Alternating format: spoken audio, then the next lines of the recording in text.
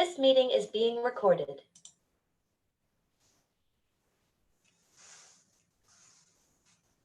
I got a couple more people joining, but we are going to record this so that we can post this on social media for anybody who didn't get a chance to make it tonight. I've had a couple of families who asked for that as well. So just making sure everybody knows we'll have this recorded and we can make sure that it gets into the hands of anybody who wants more information.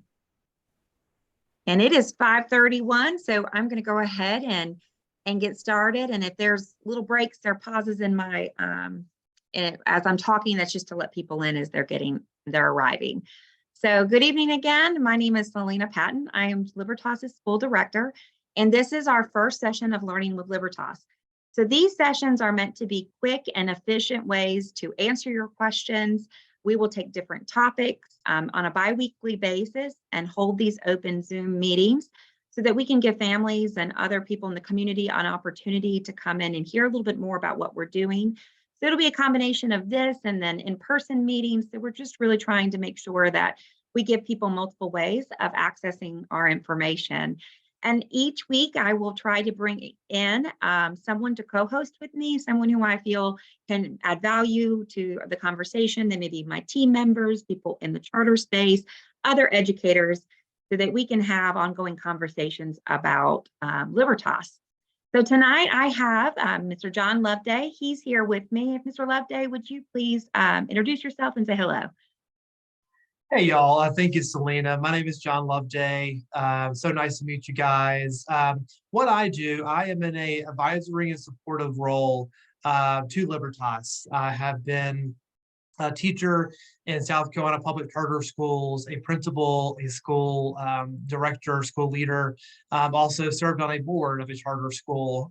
Grew up in Aiken, South Carolina. Attended the University of South Carolina in Columbia, so I apologize to all of our Clemson fans on the call.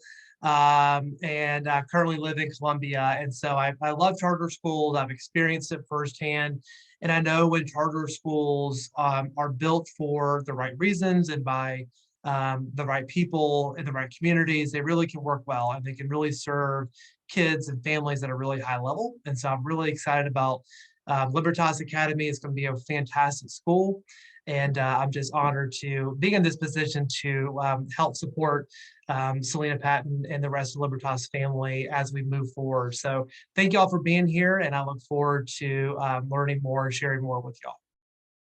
Thanks so much, John. So a little bit about me. For those who I haven't met yet, I have lived in Spartanburg most of my life. I have 5 children. I live in Bowling Springs. I've lived here for 13 years. I have a child who goes to Bowling Springs High School, and I have a child who goes to High Point Academy. So I'm a big believer in school choice, and what works for one child might not work for another, even in your own family. I have been in education on 15 years. I started my career as a special education teacher in Spartanburg District 3. From there, I promoted through different channels, but I went to a charter school and they opened their doors. I taught there and then promoted upward through administration. And then most recently, I was at a district level for charter schools at the Charter Institute at Erskine. I was chief of student services there for 5 years. And so I really have a passion for charter schools. And of course, I have a passion for our community. We're firmly rooted here. My family's here. And so I'm just really excited to be leading these efforts for Bowling Springs. So we're going to jump on in, and I just want to kind of give a basic structure and overview for what these will look like. Because we're keeping them to 30 minutes, we really want to be honor everyone's time. There's some people who tell me they're going to be calling in on their way home from work, so I want to be sensitive to that. But that does not mean I don't want to hear your questions. So in the chat box, you have a form, the Google form that you can fill in really quickly. If at the end of this you have ongoing questions, you can let me know what those are, and I'm certainly glad to give you a call. I've met several families for coffee. Anything that we don't answer does not mean that that's the end and that we can't have ongoing conversations. So please know that. We also have where we're keeping you on mute till the end. So you can utilize the chat box while I'm talking if there's questions that come up, but at the end you certainly can unmute and we can have a conversation as well. So that's kind of how we're going to structure these each time. So let's jump right in. And so the reason I invited Mr. Loveday here this evening is he's been in charter school quite some time. He's even served on charter school boards. So he really understands charter schools, and we're still getting a lot of questions about what is a charter school. And so, Mr. Loveday, if you could talk to us a little bit about what is a charter school, our overall structure, and just kind of sharing that information with the community that's here tonight. Absolutely. So a lot of folks don't realize that charter schools first started in South Carolina back in 1996. That was the very first charter school law that was passed. And really, the main 2 or 3 reasons why charter schools became law in South Carolina was to, one, provide innovation, to provide something different that was not currently there, and also to provide public school options across the state. Again, Selena mentioned that, was what works for one kid may not work for another. And I think that many of us that is in this room today that are parents that have 2 boys that are in elementary school, my oldest son could not be more different than my youngest. And I know y'all probably feel the same way if you have multiple kids. And so that really is what charter schools were designed to do, again, to offer innovation and to offer a public school choice to people across South Carolina. John, another question that we get a lot about just our overall structure is, are we affiliated with any other organization? So just if you could speak a little bit about what the structure is in South Carolina for charter schools, specifically about, the district level. Yeah, great question. So when charter schools first became, into law in 1996, there's only one way you become a charter school in South Carolina, and that was being sponsored by your local school district. So Spartanburg 2 would have to sponsor the charter school, or Richland 1 would have to sponsor the charter school. There was a lot of growth in the first 10 years under that model. So the state amended the law in 2005, and they added a provision where there was a statewide authorizer.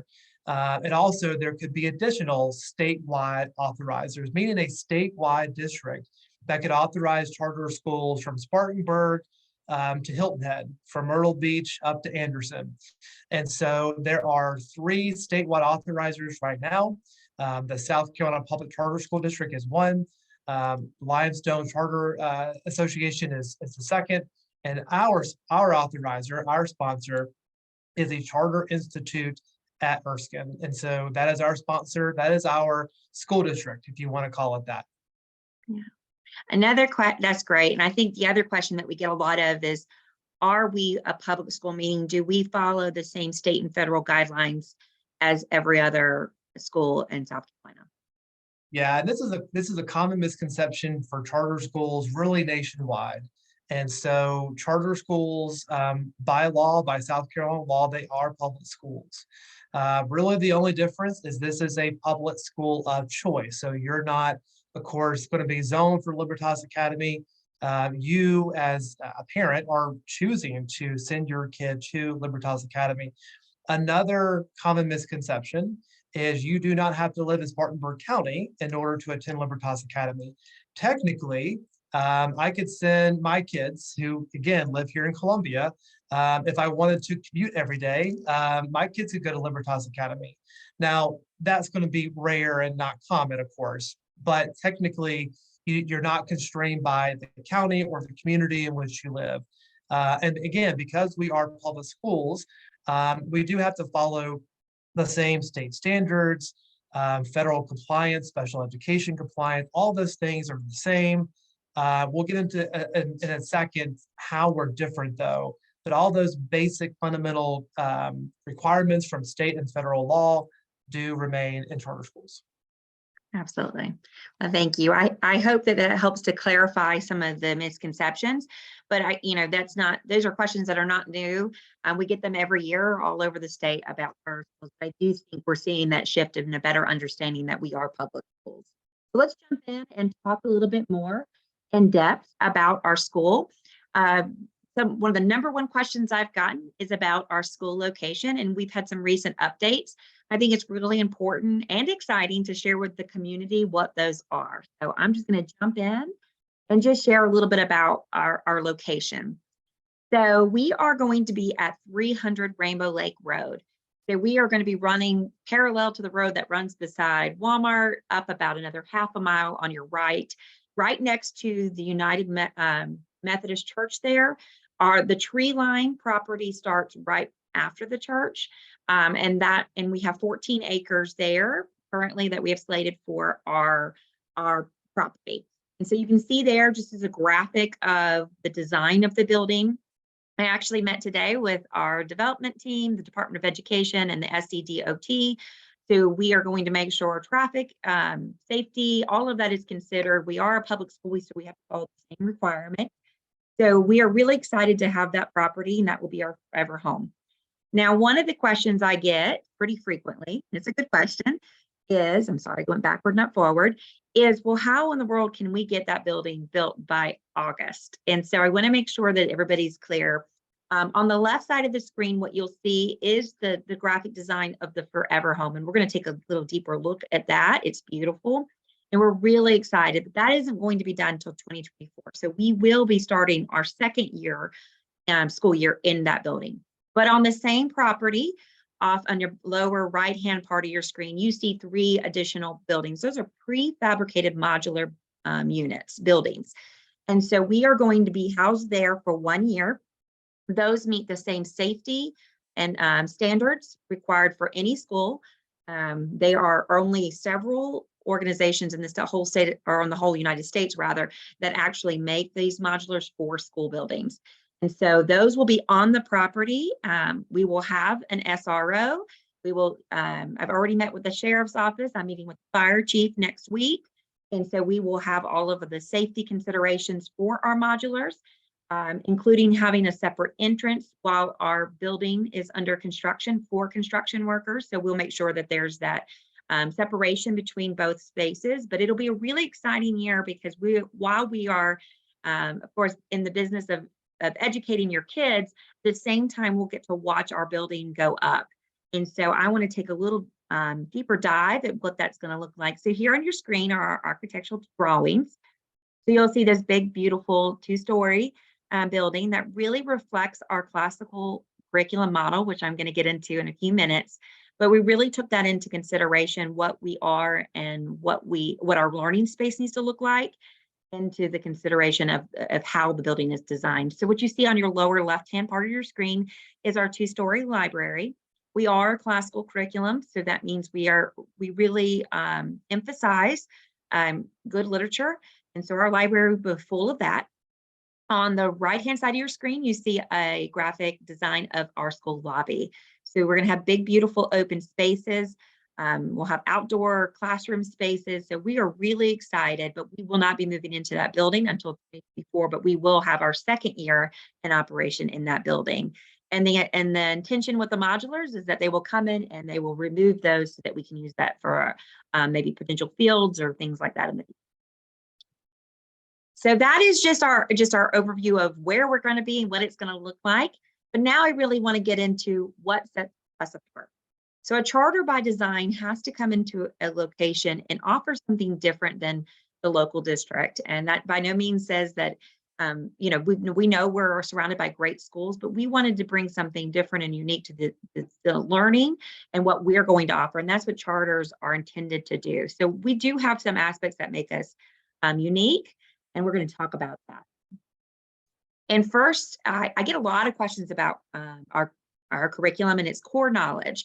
And what I really like about core knowledge, of course, is it has a lot of research to show nationally why it's so impactful and effective with students. But here on your screen, what you see are just a few articles, just in a basic search. When you look at where and when core knowledge has been implemented, and the New York Times covered a story where they brought in core knowledge in one of the lowest performing New York schools. And within a couple of years, it became the highest performing school. So no matter the socioeconomic background of a child, this curriculum comes with a ton of research to show its positive impact on student learning.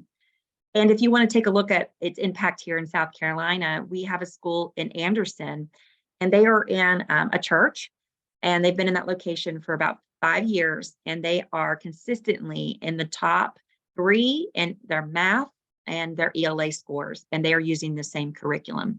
And they are a Title I school, meaning they have a very low socioeconomic poverty status for their school, and they are still outperforming their local district as well. So this core knowledge has a lot of research. I could talk hours on this, and I'm glad to have coffee with you and go deeper, but I just wanted to give you a little bit of the insight of why this was chosen. And what I also really, really like about core knowledge, and I think it's really important to families, and as a parent, it is to me, I want to know what my children are learning. What core knowledge offers is on their website is you can download, if your child is going into second grade, you can download a free copy of what that curriculum, just the basic structure of it. If you want to know what books we're going to be reading, you can check it out online. It aligns with our state standards, but it actually goes deeper. And so I think that's why it's one of the reasons why it's highly effective. So for families, you'll know what your children are learning. And I think that's important, that there's that transparency.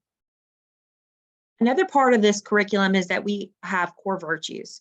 So a lot of times character programs in schools are separate, and that doesn't make them different or wrong or bad. Rather, it really just means that this core virtues is a part of our natural curriculum. So it is an approach to teaching character to our students. So you'll hear us say things like our mission is to develop the next generation of American citizens.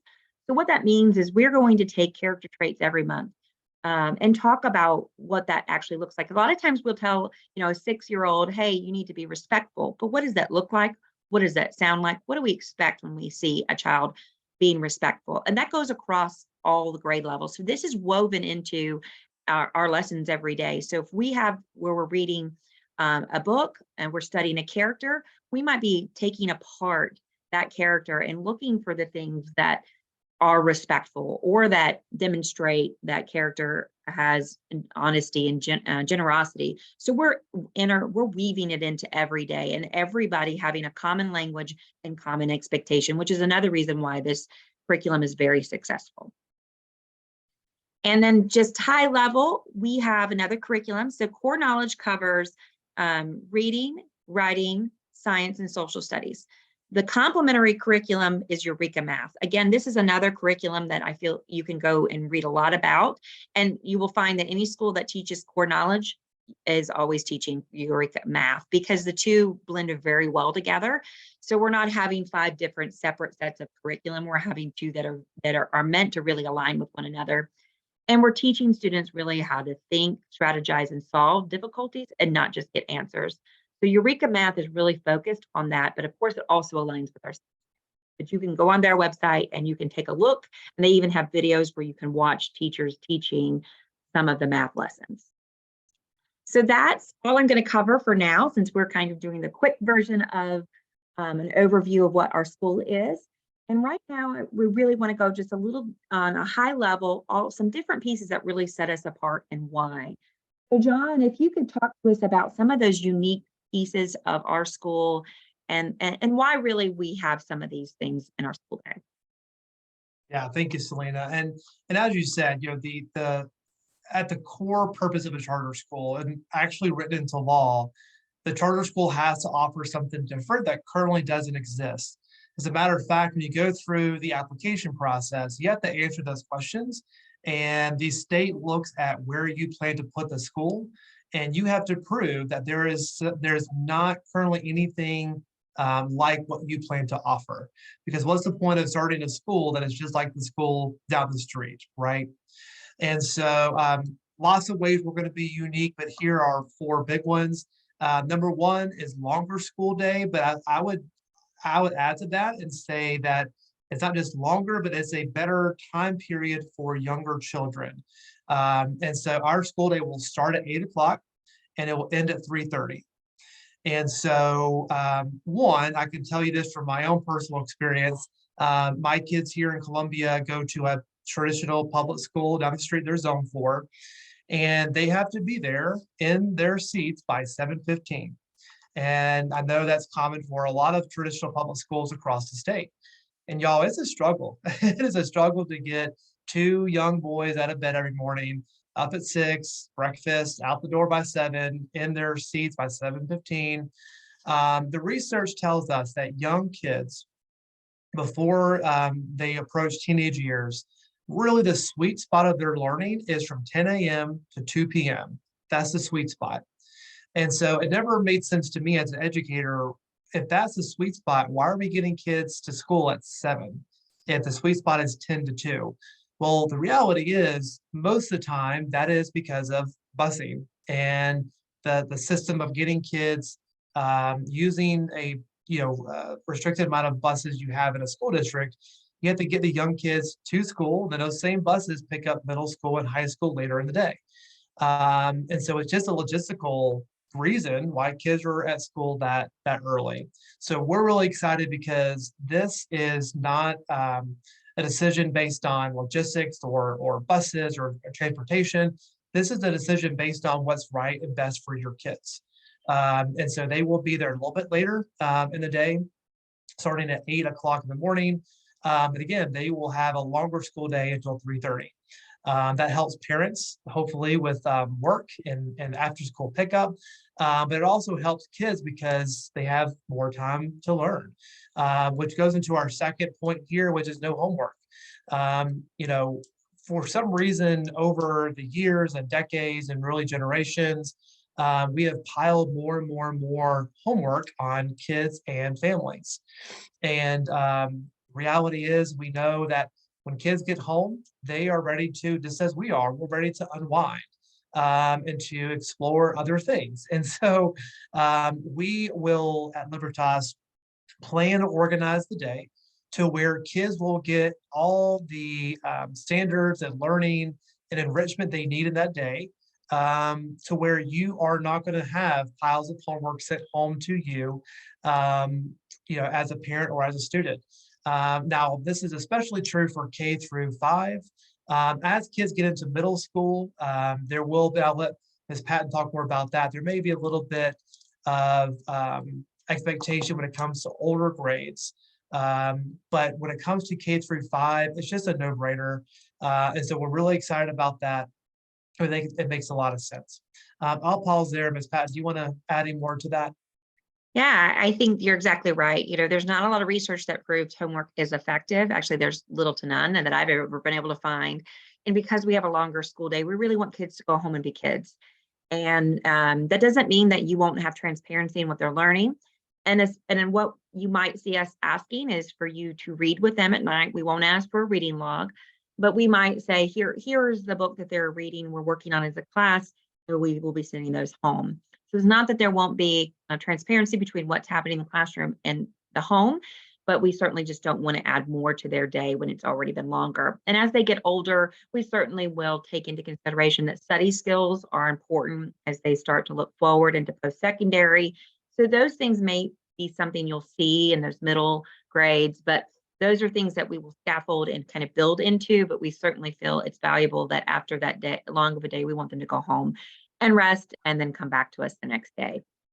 That's right. Yeah, it's a marathon, not a sprint, as y'all know as parents. And we really are excited about this model because it just makes a lot of sense. There's so much evidence that suggests that this works. It works for schools across the country. So we know it can work here too. And the second, the third and fourth point is PE every day. And so we unfortunately see this in public schools, not just across South Carolina, but across the country, where PE has been reduced to a once a week luxury. A lot of times school calls it related arts, and maybe one day is PE, then one day is music, and one day is art. Well, we just believe in doing things a little bit differently. And so PE will be an everyday thing. Not only is that good, we feel like for kids and their physical health, but also for their mental health. And so we're really excited about that. And then lastly, students will have art or music every day. It will alternate depending on the day. But we believe that those two aspects really will help enhance kids when it comes to their mental and physical health. Absolutely. And if you ask children what their favorite part of the day is, you always hear recess and PE. So the fact that we have recess and PE every day, it's going to make a lot of kids very happy. You can spend 8 hours in their day with you, but you ask them what they did, they always tell you about recess and PE. It is just important for their mental health as well, as John said.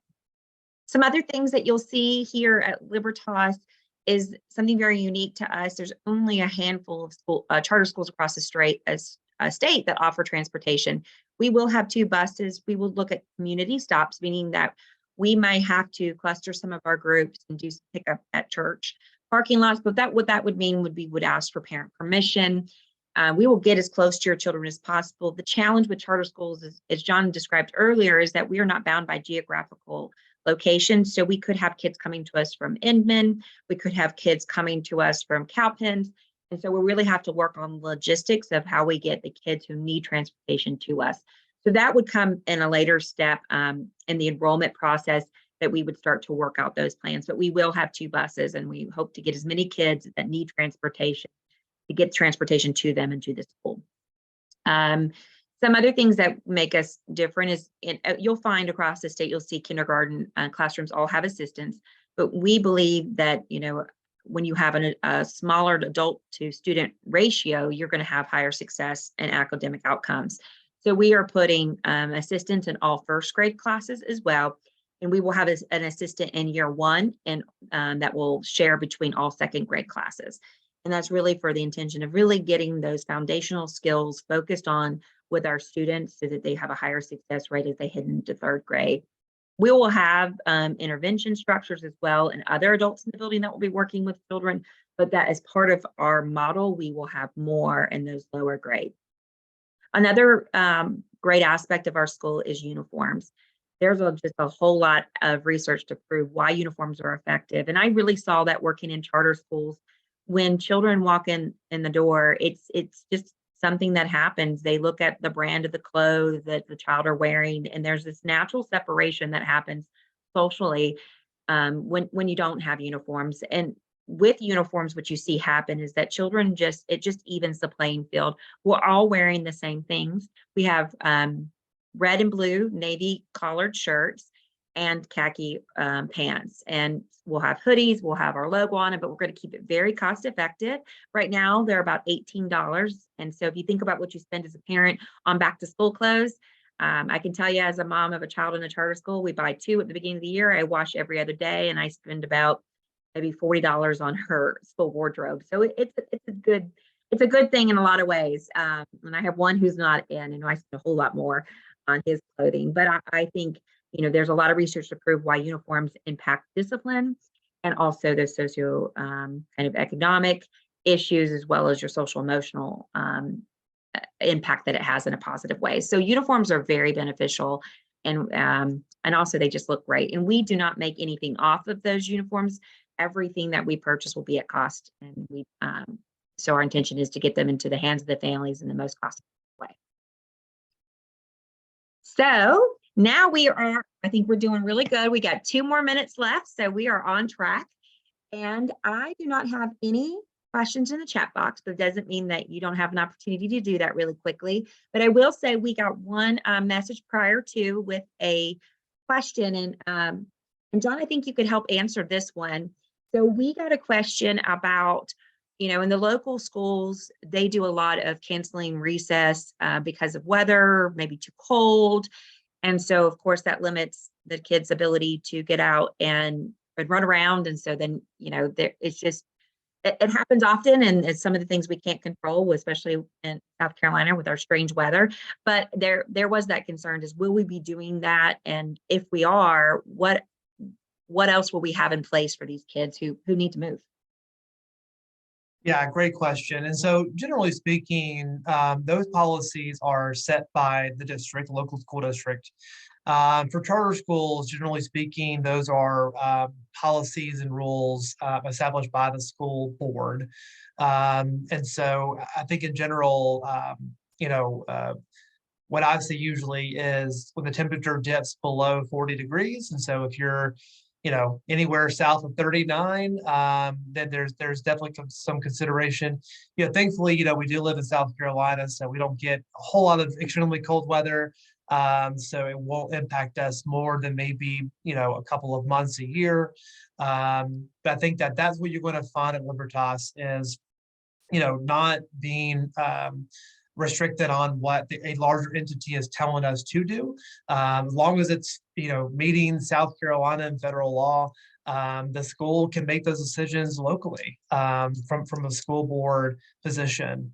And they're going to want to hear from you guys as the parents. And so those decisions can be made in days, not weeks or months. And again, another great thing about charter schools. So that's a really good question, though. Yeah. And I think another perk to that too is even if we had to stay indoors for recess, we always have PE every day. So kids are going to move, where in a local district, if they're only going to PE one time a week and they lose recess the day that they're not going, that's a little more challenging. So they are going to be moving every day. It'll just be a second layer. So I think that's really good. That's right. And a question we get a lot of times in these types of sessions revolves around special education. And we hit on that maybe very, very briefly earlier. Just want to clarify, if your child currently has a 504 or an IEP, that is absolutely no problem at all. It would essentially transfer from their current school to our school, just the same if you were moving from one school district to another. Of course, there will be standard evaluations and so forth as we look to implement your child's 504 IEP into the curriculum and the instruction at Libertas.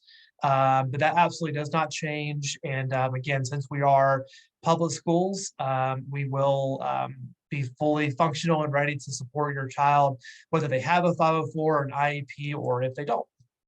That's right. We do get that question a lot.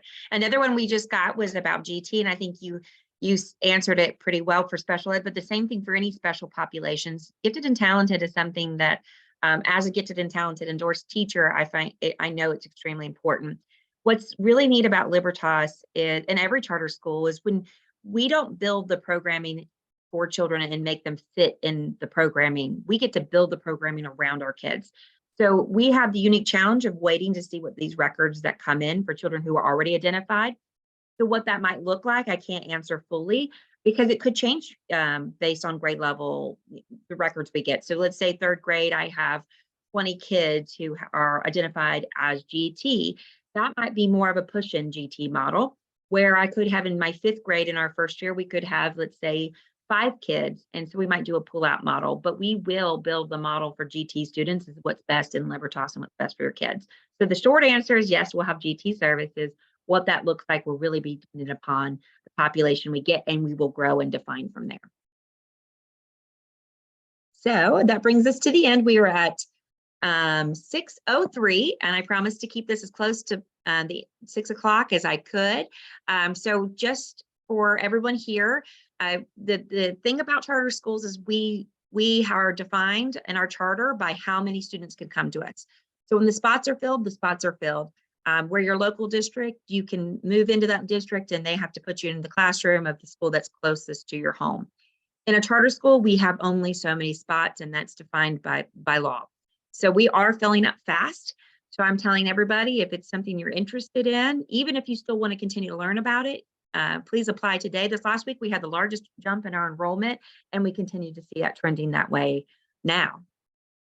And John, if you want to talk about ways that they can maybe learn more about what we're doing and how they can become involved.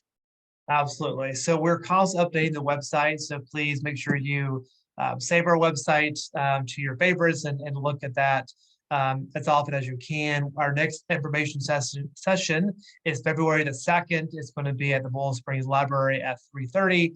Also, you can email Ms. Patton directly at schooldirector@libertasbsa.education. We're also on social media, both Instagram and Facebook, so please check us out there.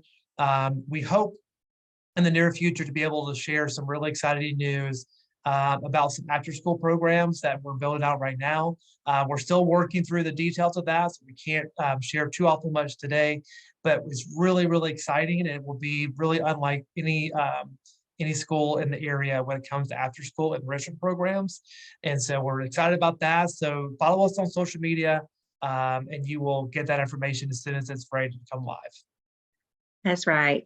Well, John, one last question I think that I want to make sure we hit home tonight is I've asked some parents have asked me rather how they can help. And I think that's a really important key to what we're doing.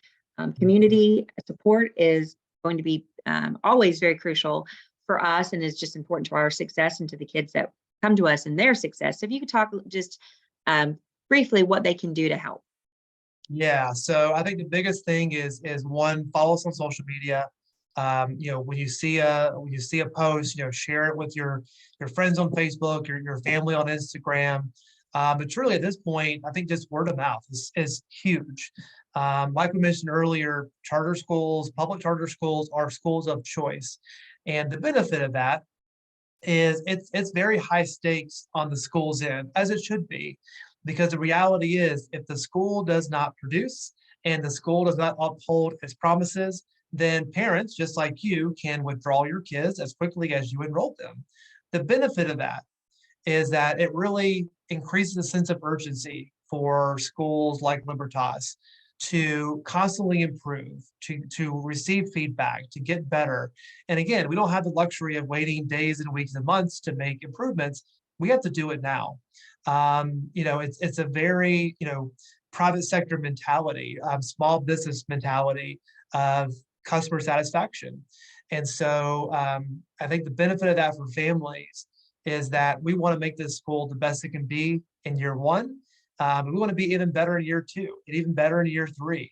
And we're going to do it with your support and with your feedback and your involvement.